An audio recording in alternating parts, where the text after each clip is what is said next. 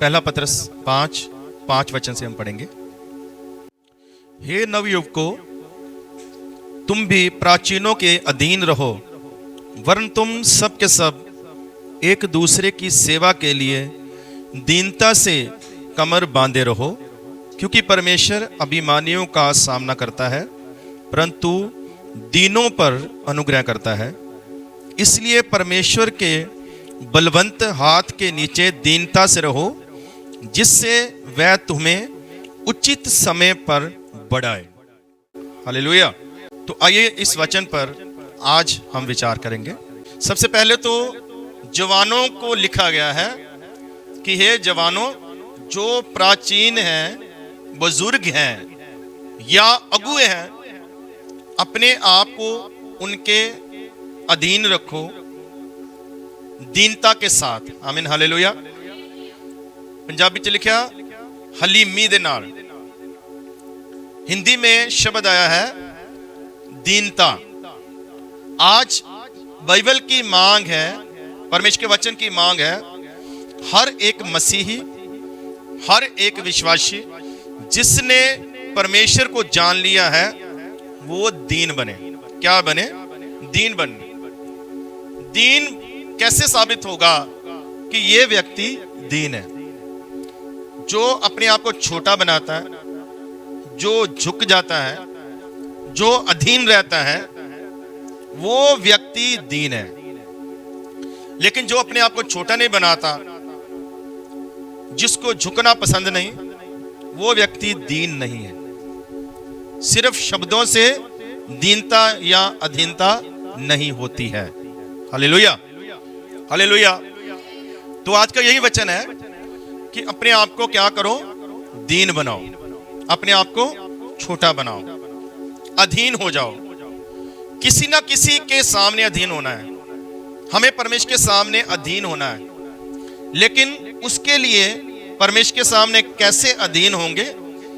जब हम जो हमारे अगुए हैं उनके सामने अपने आप को अधीन करते हैं या छोटा बनाते हैं, तो हम परमेश्वर के सामने दीन बनते हैं। अगर हम उनके सामने दीन नहीं, हलीम नहीं, नम्र नहीं, तो हम जिसको देखा नहीं परमेश्वर को, उसके सामने भी कभी रह नहीं सकते। हालेलुया।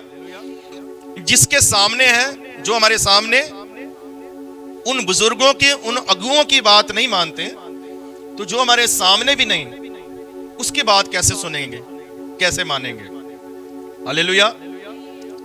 आपने एक पौधा देखा होगा, पेड़ देखा होगा, जब पेड़ को लगाया जाके पौधे के रूप में वो बाहर आता है जमीन से। इधर देखो मेरी तरफ, नीचे नहीं देख रहा, इधर देखो। जब उस पौधे को लगाया जाता है तो जब बाहर निकलता है ना, तो बिल्कुल ऐसे सीधा होता है, बिल्कुल ऐसे स्ट्रेट, बिल्कुल सीधा ऊपर को जाता है।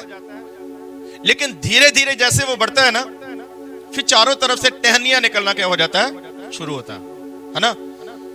फिर जब और बढ़ता है तो फिर वो फैलना शुरू हो जाता है। इधर को भी फैलता है, दाएं बाएं, ऊपर भी जाता है, और जो उसकी टहनियां ना फिर ऐसे करके नीचे को झुकना शुरू हो जाती है।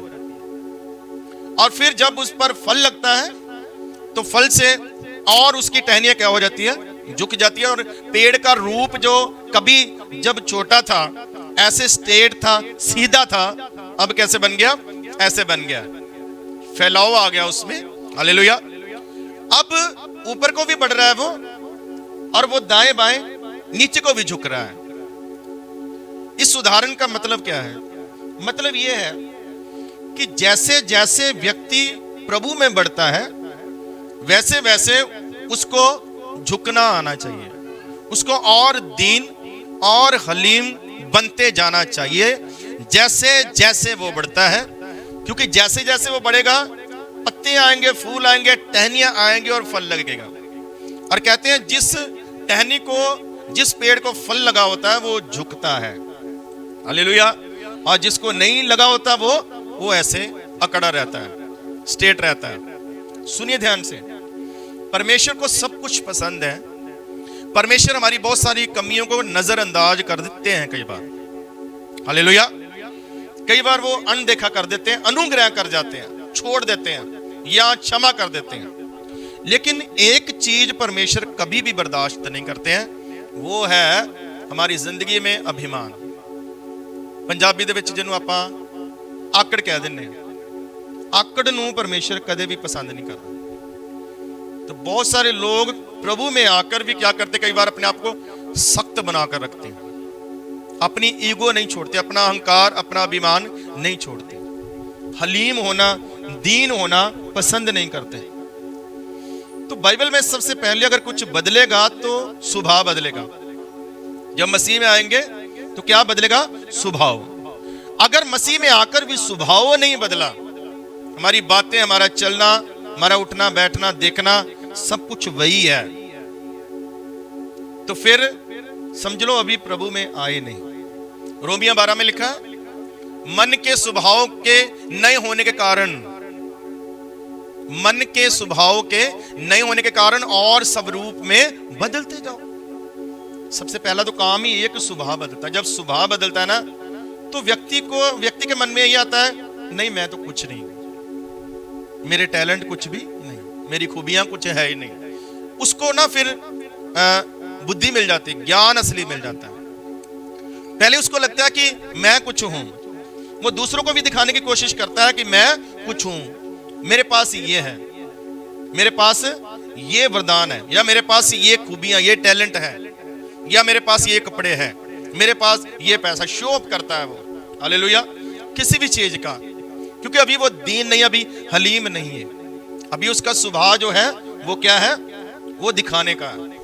लेकिन जैसे ही प्रभु में आया, उसका मन बदल गया, उसका स्वभाव बदल गया, अब वो सारी चीजें उसके अंदर से क्या हो जाएंगी, निकलना शुरू हो जाएंगी। फिर उसको लगेगा कि ये जो मेरे पास मोबाइल है, ये मैंने नहीं लिया, ये प्रभु ने मुझे लेकर दिया, हालेलुया, ये प्रभु का है। जो मेरे पास कपड़े हैं वो किसके हैं? वो प्रभु का अनुग्रह है। जो मेरे पास गाड़ी है वो परमेश्वर का अनुग्रह है, हालेलुया। जो मैं प्रभु में चल रहा हूं, या मैं कुछ भी कर रहा हूं, कुछ भी सेवा कर रहा हूं, ये परमेश्वर का अनुग्रह है।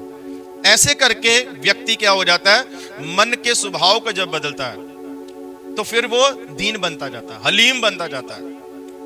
और बाइबल में जो आशीषें है ना, इसी आयत में लिखा है, वो आशीषें देने से पहले परमेश्वर यही मांग करता है कि तू क्या हो जा, हलीम बन जा, तू दीन बन जा, तू छोटा बन जा। जितनी बड़ी आपको बिल्डिंग बनाना है, उतनी गहरी नींव डालना पड़ेगा, हालेलुया।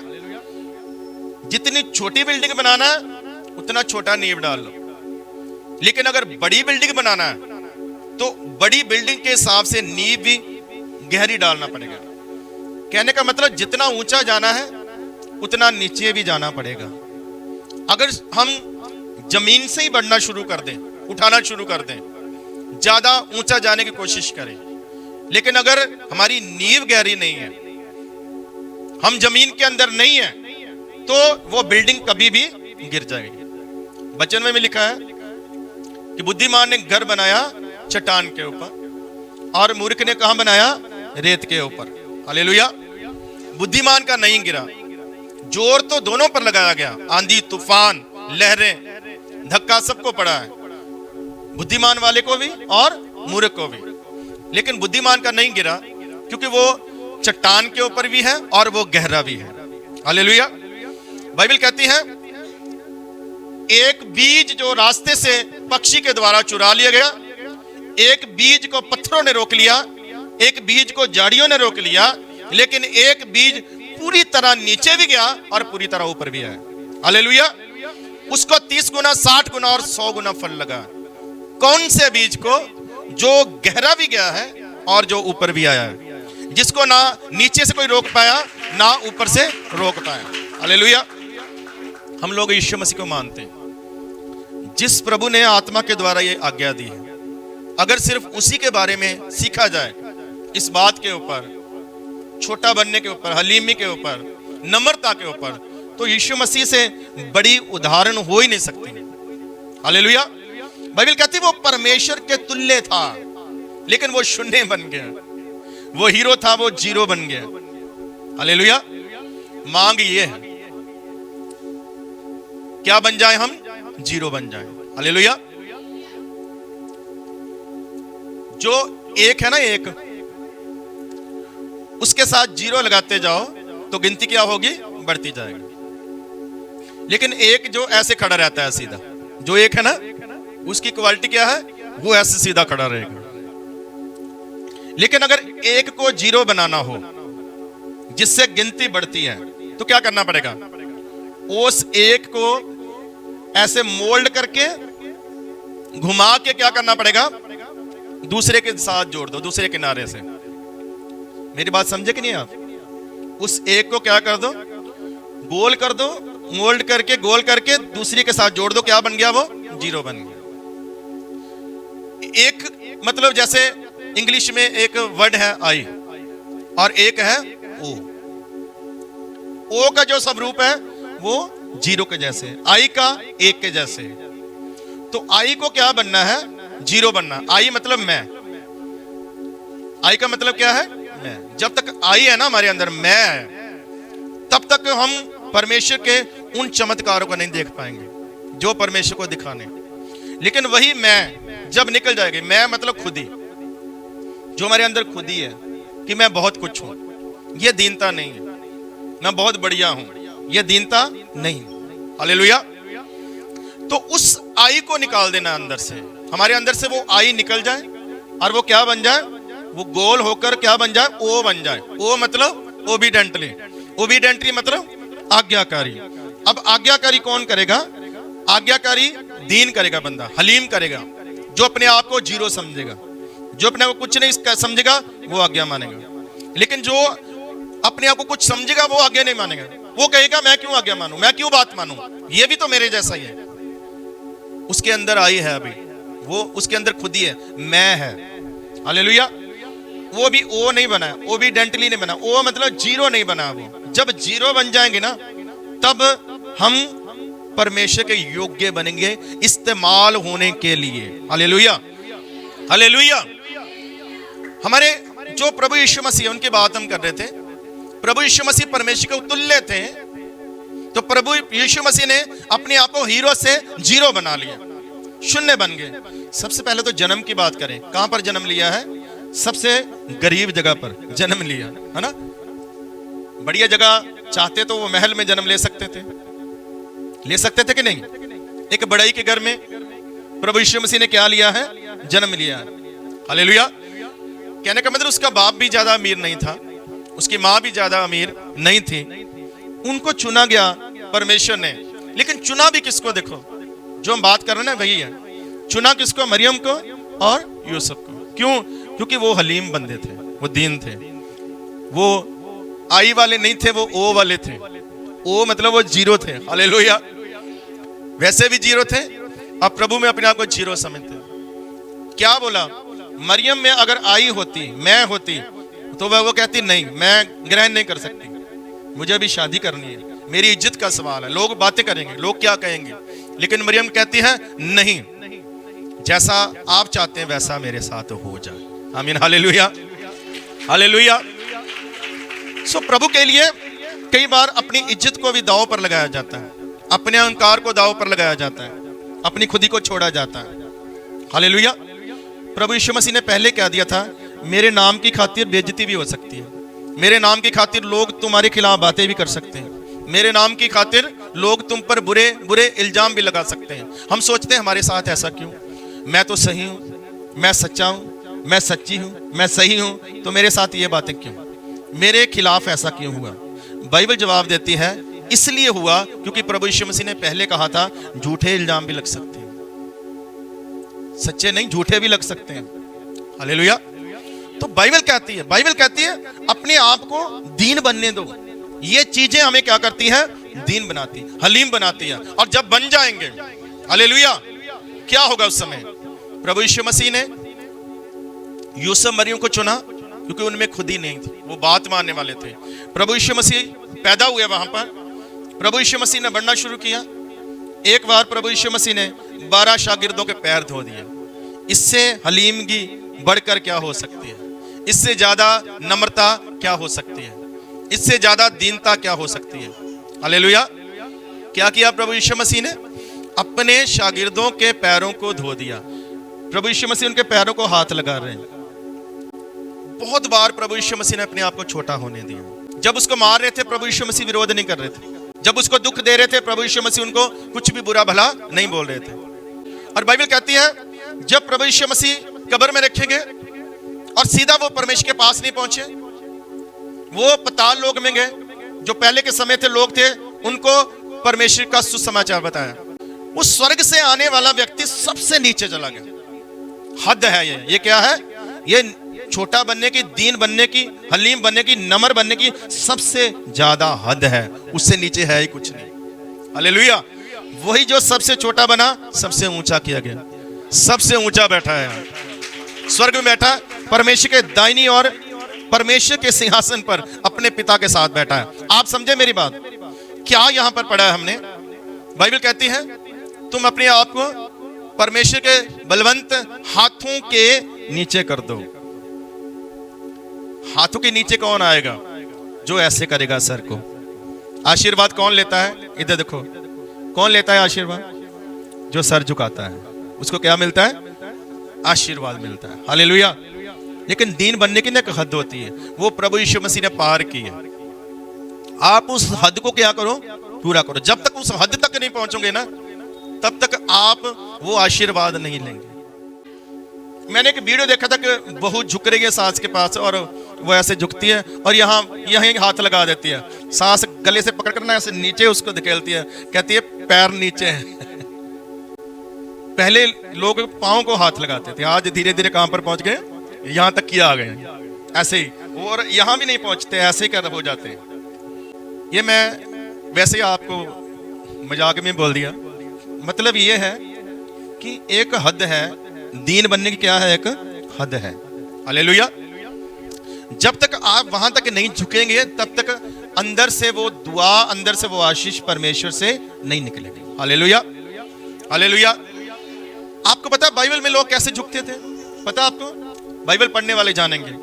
जब परमेश्वर के लोग परमेश्वर के सामने झुकते थे ना, जमीन पर लेट जाते थे, मुंह के बल, मुंह को क्या करते थे? जमीन के ऊपर रख देते, मिट्टी में घुसा देते थे। ऐसे परमेश्वर के सामने दंडवत करना इसको बोलते हैं। क्या इस हद तक आज लोग झुकते हैं परमेश्वर के सामने, दंडवत करते हैं परमेश्वर को? हालेलुया।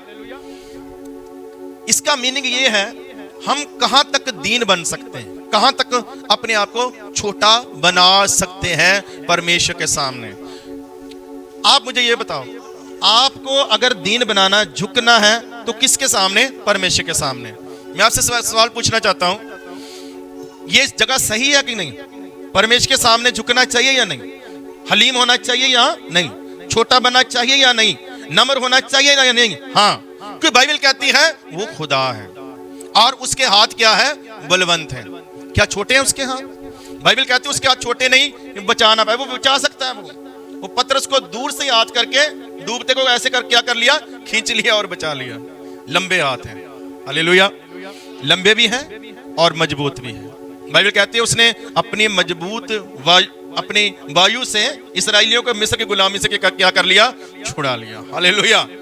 बलवंत, ताकतवर हाथ है उसका। हालेलुया। उसके नीचे करना अपने आप को, हलीम करना। अब सवाल है कब तक? वो जवाब इसी आयत में है। कब तक? कब तक झुके रहना है? कब तक हलीम करना अपने आप को? हालेलुया। हद क्या है? बाइबल कहती है वो उचित समय पर तुम्हें क्या करेगा? ऊंचा करेगा। जब तक वो उचित समय ना आए। वो उचित समय कब आएगा? वचन में लिखा, अपने धीरज को पूरा काम करने दो। अगर तो अभी तक ऊंचा नहीं उठे जिस हद तक परमेश्वर ने कहा था, इसका मतलब अभी कुछ काम बाकी है, अभी वो हद रहती है, अभी धीरज का काम पूरा नहीं हुआ है। हालेलुया। कई बार लगेगा हम ऊंचे हो चुके हैं, हमें आशीष मिल चुकी, कई बार लगेगा, लेकिन वो एक स्टार्टिंग होगी। आमीन। हालेलुया। हालेलुया। यूसुफ को जब वो पोटीफर के घर में नौकर बना, बेचा गया था, गुलाम था, लेकिन अधिकारी बन गया। उसने पूरे घर का अधिकारी बना दिया। उसको लगा सपना पूरा हो गया, जो मैं देखता था दर्शन क्या हो गया? पूरा हो गया। नहीं, थोड़ी देर बहुत अच्छा था, लेकिन उसके बाद जेल में फेंक दिया गया। बेइज्जती भी हुई और जेल में भी अब उसका सपना टूट गया, वो सोचने लगा नहीं ये सही नहीं था। अब जेल में फिर से अधिकारी बन गया। अब जेल में कैदी झुक रहे हैं उसके सामने, उन पर हुकूमत कर रहा है। उसको लगा होगा शायद अब ये सपना पूरा हो गया, लेकिन नहीं, जेल से बाहर निकाला गया। सब बोलिए हालेलुया। जेल से बाहर निकाला, राजमहल तक पहुंचा और वहां का प्रधानमंत्री बन गया, सिंहासन पर बैठा। हालेलुया। ये हद है। अब पहुंचा है सही जगह पर। कई बार रास्ते में छोटी छोटी आशीषें आएंगी, छोटे छोटे चमत्कार होंगे आपकी हिम्मत के लिए, आपके हौसले के लिए, लेकिन जो परमेश्वर ने आपके लिए उत्तम रखा ना, जब तक वहां नहीं पहुंचेंगे तब तक आपके धीरज के काम को, दीनता के काम को पूरा होने देना है। हालेलुया। और वो अभी तक आप वहां नहीं पहुंचे, आत्मा में भी नहीं पहुंचे और शारीरिक आशीषों में भी नहीं पहुंचे। उसके बलवंत हाथों के नीचे करो अपने आप को, झुके रहो। हालेलुया। उचित समय आएगा। उचित समय कौन सा है ये आपको नहीं पता। 18 साल बाद एक स्त्री चंगी हुई है। 18 साल से कुबड़ी थी, चर्च जाती रही, 18 साल लगे उसको चंगाई में, लेकिन उसने चर्च जाना नहीं छोड़ा, संगति करना नहीं छोड़ा। कुबड़े का चलना बहुत मुश्किल होता है, कुबड़े के लिए सफर करना बहुत मुश्किल होता है, लेकिन वो जाती रही। ये कब बीमार हुई? जब प्रभु यीशु मसीह मेरे ख्याल से 12 साल के होंगे, तब ये बीमार हुई। जब प्रभु यीशु मसीह 30 साल के हुए, चर्च में पहुंचे सेवका के बाद, तो प्रभु ने उसको चंगा कर दिया। हालेलुया। एक औरत 12 साल बाद चंगी हुई है। आपका टाइम कब है आपको नहीं पता। आप कब चंगे होंगे आपको नहीं पता। आप कब धन प्राप्त करेंगे आपको नहीं पता। आप कब सफलता के किनारे पहुंचेंगे आपको नहीं पता। हालेलुया। लेकिन इतना पता है, होगा जरूर। आमीन। हालेलुया। होगा जरूर, मिलेगा जरूर। विश्वास का बोया हुआ जरूर फल लाएगा। प्रभु में की गई मेहनत कभी व्यर्थ नहीं जाएगी। प्रभु में दी हुई दीनता, प्रभु यीशु मसीह में नम्रता, प्रभु यीशु मसीह में सेवा, टहल, प्रार्थना, एक भी चीज व्यर्थ नहीं जाएगी। हालेलुया। बाइबल कहती है जो बोएगा वो काटेगा। अगर तो मैं बोलता हूं तो नहीं हो सकता, लेकिन अगर वचन बोलता है तो पक्का होगा। और बाइबल कहती है वचन नहीं टल सकता है, और मैं वचन प्रचार कर रहा हूं। वचन अगर कहता है तू उचित समय पर ऊंचा उठाया जाएगा तो ऊंचा उठाया जाएगा। हालेलुया। बोलो तो सही। नहीं विश्वास अपने हाल ना देखो। हालेलुया। मैं किया या मेरा काम किया, मेरे को पैसा कितना आया, मेरी समझ कितनी है, मैं पढ़ा लिखा कितना, अपने आप को मत देखो, परमेश्वर को देखो। हालेलुया। एक भेड़ चराने वाला भी सिंहासन पर बैठ सकता है, एक गधों को ढूंढने वाला भी सिंहासन पर बैठ सकता है। बैठ सकता कि नहीं? आमीन। हालेलुया। एक दिन तो उस गधे का भी टाइम आ गया, आया कि नहीं? वो बंदर रहा उधर। प्रभु यीशु मसीह ने इस्तेमाल करना था सवारी के लिए। किसी घोड़े को नहीं बुलाया, किसी रथ को नहीं बुलाया। घोड़ा मतलब बड़ा होता है ना गधे से, किसी बड़े को नहीं बुलाया। प्रभु ने चुनाव किसका किया? प्रभु ने कहा सामने के नगर में जाओ, वहां एक गधा बंधा होगा, मां के साथ, वो बच्चा है, उसको लेकर आओ। है भी क्या है? नया है। उस बच्चे को क्या करो? खोल कर ले आओ। आज प्रभु ने इस्तेमाल करना, आज उसका टाइम आ गया। आमीन। हालेलुया। उस गधे का टाइम भी आया। अच्छा आप मुझे ये बताओ, इस गधे ने तो प्रभु यीशु मसीह के लिए कुछ नहीं किया ना अभी तक? किया कुछ इससे पहले? नहीं। फिर भी इसको यूज किया परमेश्वर ने। उस गधे के रास्ते में पैरों के नीचे चद्दरें बिछाई जा रही हैं, उसके ऊपर कपड़े डाले जा रहे हैं, सजाया जा रहा है। कौन बैठेगा? बादशाहों का बादशाह शान के साथ उस पर बैठेगा। उसके सामने लोग नाच रहे हैं, जय जयकार हो रहे हैं। आज बड़ी इज्जत है, बड़ा आदर है, और बाइबल में दर्ज है उसका। बाइबल में क्या है? उसका दर्ज है। लेकिन उससे पहले उसने कुछ नहीं किया था। तो मैं आपसे कहना चाहता हूं, इसने तो कुछ नहीं किया था, इसको इतना इज्जत मिला। आपने तो बहुत कुछ किया प्रभु के लिए, उसकी सेवा में किया हुआ है, बोया हुआ है, तो आपको नहीं मिलेगा। आप नहीं ऊंचे होंगे। बाइबल कहती है, वचन है बाइबल में, व्यवस्था सार 28 में परमेश्वर कहता है सर बना दूंगा, पूछ नहीं बनाऊंगा। पहल तेरी होगी, तुझे सर बनाऊंगा, ऊंचा करूंगा। अगर तो मैं कहता हूं यकीन ना करो, लेकिन अगर वचन में लिखा तो अभी यकीन करो। परमेश्वर कहता है मैं सर बनाऊंगा, पूछ नहीं बनाऊंगा तुम्हें। और परमेश्वर ने अपने लोगों को सर बना के रखा हुआ है। आज पूरी दुनिया में यहूदी लोग राज्य करते हैं। एक भाई बता रहे थे कि अमेरिका में सबसे दुनिया का बड़ा देश जो है अमेरिका, सुपर पावर, उसका भी जो सरकार तय होती है ना, बनती है तो यहूदियों के कारण बनती है। इतने एमपी है उनके उधर, इतने लीडर हैं उनके सरकार में। और वो पहले बता देते हैं अगर इस्राएल के खिलाफ, हमारे लोगों के खिलाफ, यहूदियों के खिलाफ कोई कदम उठाया तो नीचे से कुर्सी छीन लेंगे हम, पहले बोल देते हैं। परमेश्वर ने क्या बना कर रखा हुआ है? अपने लोगों को सर बना के रखा हुआ है। परमेश्वर ने जिसको भी बुलाया उसको परमेश्वर ने सर बना दिया। अब्राहम को बुलाया जिसको कोई जानता नहीं था, परमेश्वर ने उसको सर बना दिया। पता लोग कैसे खड़े होते थे? हाथ जोड़कर खड़े होते थे और कहते थे प्रभु जी। क्या बोलते थे? पंजाबी दी बाइबल में प्रभु जी लिखा, स्वामी अब्राहम। और वो भी कौन? वो जातियां जो परमेश्वर को नहीं मानते थे, इब्रानी लोग नहीं थे, वो जातियां हाथ जोड़कर खड़ी होती है उसके सामने। सर बना देता है परमेश्वर, ऊंचा उठाता है परमेश्वर।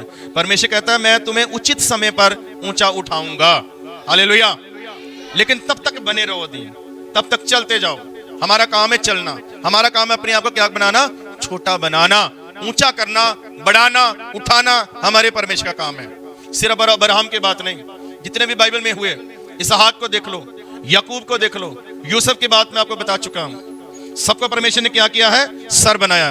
दानियल को देख लो, एक गुलाम बनकर बेबीलोन के देश में पहुंचा गया, लेकिन गुलाम एक क्या बन गया?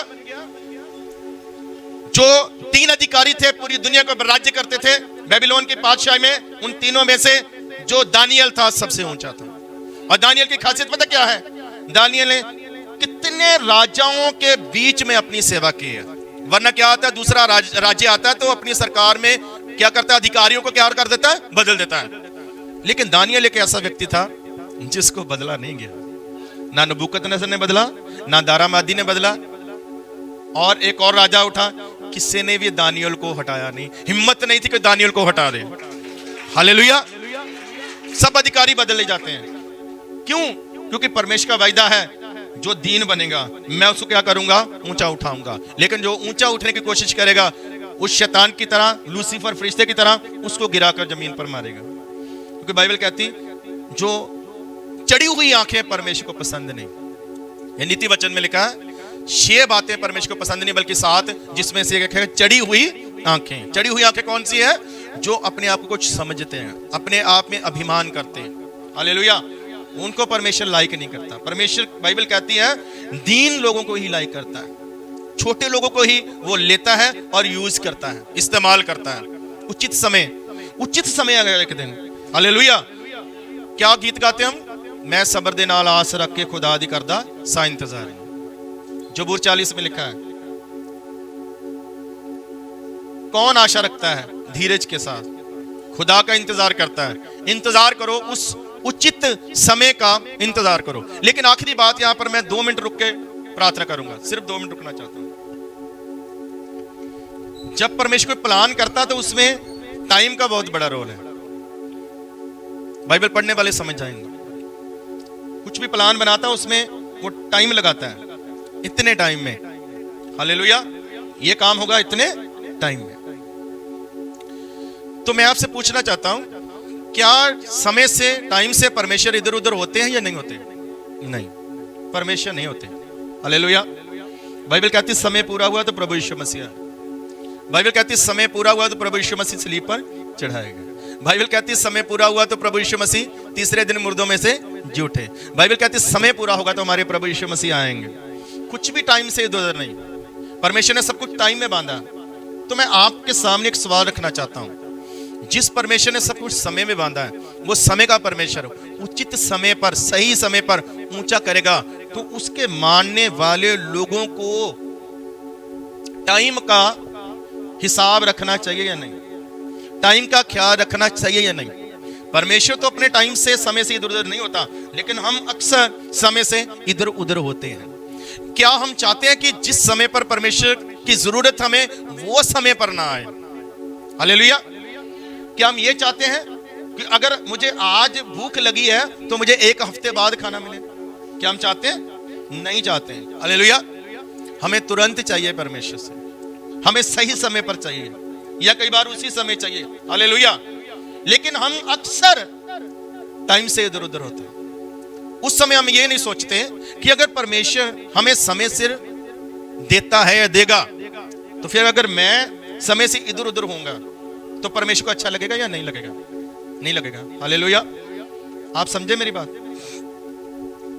बाइबल कहती है हर एक काम का वक्त है, टाइम है। इसका रिजल्ट क्या इधर उधर हो सकता है? हाँ, हो सकता है। कैसे? 40 दिन का वक्त 40 साल का बन गया। वो कारण क्या? उन लोगों की लापरवाही, उन लोगों की गैर जिम्मेवारी, उन लोगों की अनआज्ञाकारी। इस्राएलियों ने परमेश्वर को नकारना, उसकी बातों को मानना छोड़ दिया।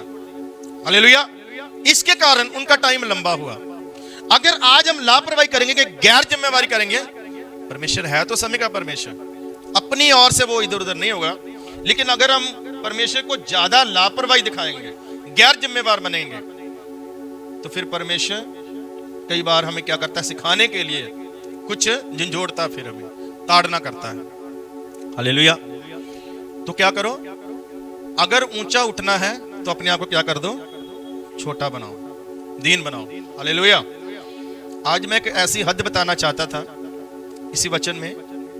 3 उदाहरणें हैं मेरे पास, लेकिन टाइम नहीं है।